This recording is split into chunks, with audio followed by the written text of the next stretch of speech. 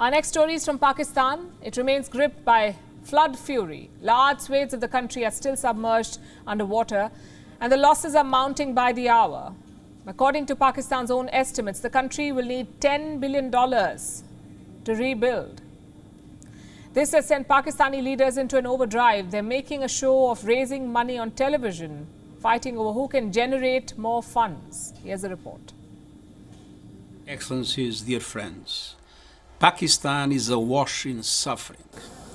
The Pakistani people are facing a monsoon on steroids, the relentless impact of epochal levels of rain and flooding. The climate catastrophe has killed more than 1,000 people, with many more injured.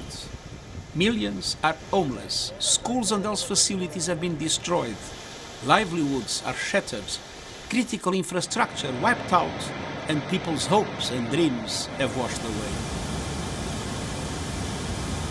This was the United Nations Secretary General urging world leaders to help Pakistan, a country in the grip of a climate catastrophe, an unprecedented deluge which has submerged a third of Pakistan. These satellite images tell you the story. What were once lush fields now resemble inland lakes. What were once bustling market lanes now resemble cascading rivers. And what were once homes now resemble islets with no easy access. This is the current state of Pakistan. It's flooded to a point of no return. There's barely any dry land one can find. The country's foreign minister says it's a life-defining experience. For us, this is no less than a national emergency. For the most vulnerable, especially the women and children impacted by this disaster, this is a life-defining experience. But for most flood victims, it's more like a life-threatening experience. They've lost their homes, their belongings, even their kin. Now crammed up in shelters with little food and water. School में कुछ भी सहूलत नहीं है। इस school में आ तो गए हैं लेकिन खाने पीने का कोई सहूलत नहीं है। इस स्कूल के आने से खाने पीने से हमारे को जहर दो मर जाएं वही अच्छा है। छोटे छोटे बच्चे यहाँ पे जलील हैं मच्छरों पे और बहुत गंदगी है इधर, नहीं तो स्वीपर है स्कूल में नहीं कुछ, इतना बेजार हो गए हैं अपने घरों में। उससे बेहतर था पानी में डूब के मर जाते वही अच्छा था। Makeshift camps like these have sprung up. But the people here say they would much rather leave than be ridiculed by the kind of aid they're being given. ये परेशानी की ज़िंदगी है, हम ये रसवा हो रहे हैं, हमारे जो औरतें जो है वो भी परेशानी में है, उसकी भी बेइज्जती हो रही है। जो भी जल्दी हो कि हम अपने घरों को मुंतकिल हो जाए, इधर परेशानी। The floods have hit more than 33 million Pakistanis. That's over 15% of the country's population. The death toll has risen to 1,162. The number of injured to 1,600. 325,000 houses have perished completely.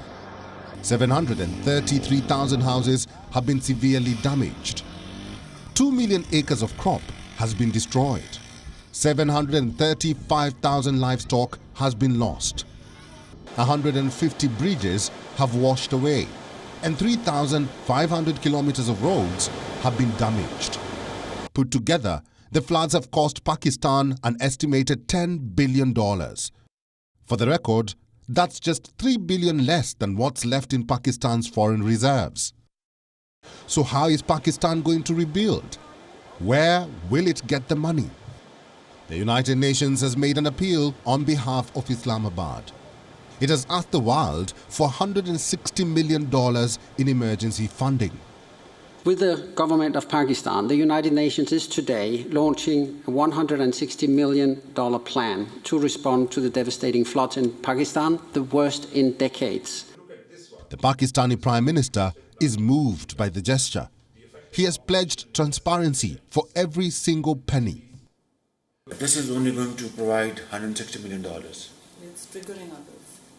Yeah. Already. So I think this needs to be multiplied rapidly. And I want to give one solemn pledge and solemn commitment. at my command that every penny will be spent in a very transparent fashion. Every penny will reach the needy. There will be no waste at all. The former Prime Minister is chipping in too. Imran Khan Niazi. His party, the PTI, is holding telethons to collect funds for flood victims. एक बहुत बड़ा इम्तिहान है पाकिस्तान के लिए. सारा मुल्क मुतासिर है.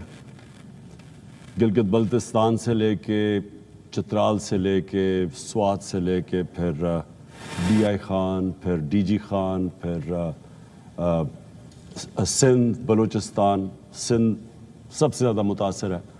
तो हमने ये फैसला किया कि सारी कौम को हम इसमें शामिल करें. It's worth mentioning here that the same PTI is facing charges of trying to derail Pakistan's IMF program.